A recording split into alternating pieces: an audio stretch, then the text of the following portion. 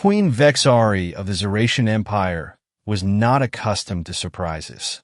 She had ruled over 1,000 worlds, her will bending civilizations like blades of grass in a storm. Her crystalline throne stood in the heart of her capital world, surrounded by attendants who lived only to obey. But none of them intrigued her. None of them were different, until she acquired a human.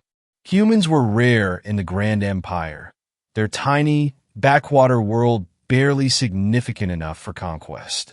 Yet, the stories about them fascinated her. Their tenacity, their unpredictability, their stubborn refusal to bow.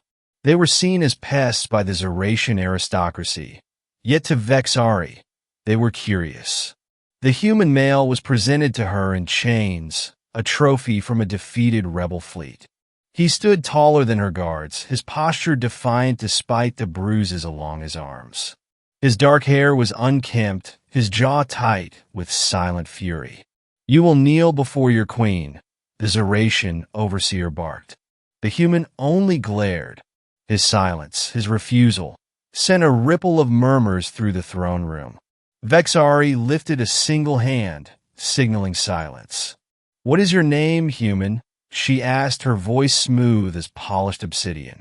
"James Carter," he said, his voice calm but edged with steel. She leaned forward, intrigued. "You are a slave now. You will serve me." He smirked. "We'll see." Chapter 2. The Defiant Servant.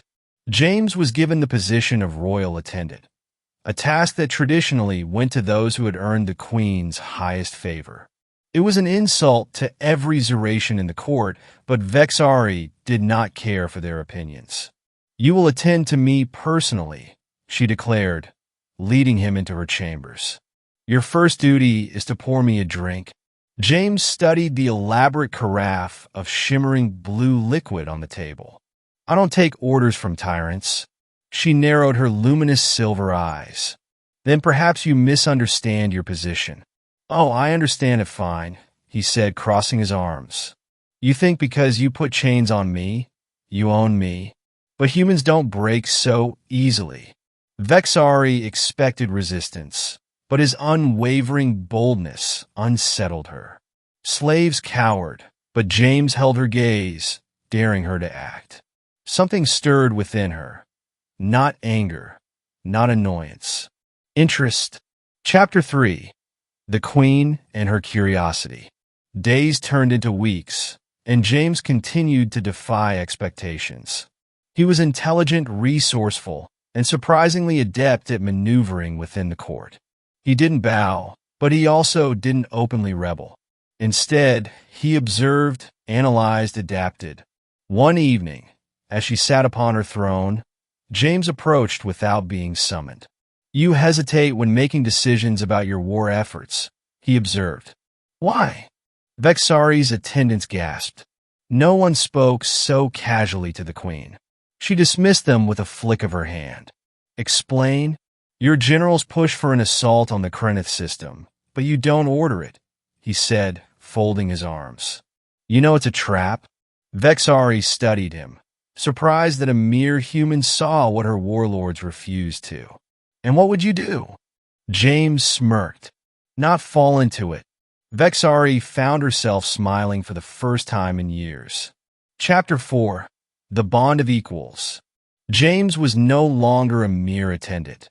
He became her confidant. His insights, his mind fascinated her. He was unbreakable, yes, but more than that, he was free in a way no Xal'vian could ever be.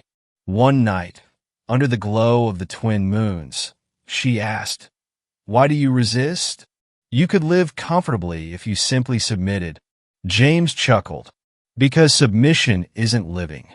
It's just existing. And I refuse to exist for someone else." Her crystalline fingers traced the rim of her chalice. Fascinating. Then came the moment that truly changed her.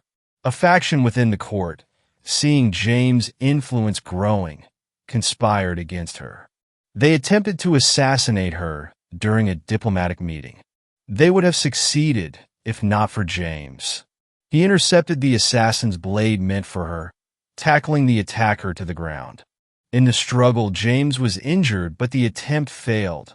When he regained consciousness, he found Vexari by his side. "You protected me," she murmured, voice uncharacteristically soft. James winced but smirked. "Call it self-preservation." She exhaled, something in her expression shifting. "Liar." Chapter 5. Breaking Chains. The attempt on her life forced Vexari to reevaluate everything. Her court, her empire, her purpose. She summoned James, his wounds still fresh. "I once told you that you were my slave," she said. "That is no longer true." James arched an eyebrow. "Oh." She extended a small, ornate key, the key to his freedom. "I have ruled for centuries, believing power meant control," she admitted. "But you have shown me another way." James studied her for a long moment before taking the key. He could have left that night, vanished into the cosmos. But he didn't. Instead, he stood by her side. Epilogue: a different kind of queen. The Xal'vian Empire did not crumble, nor did it fall into chaos. Instead, it changed. Under Vexari's rule, the old system of oppression shifted toward diplomacy. Alliances formed with species once deemed inferior. And at the heart of it all was a human who refused to kneel.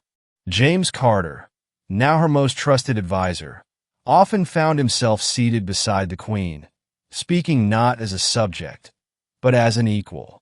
One night, as they overlooked the city from the palace balcony, Vexari turned to him.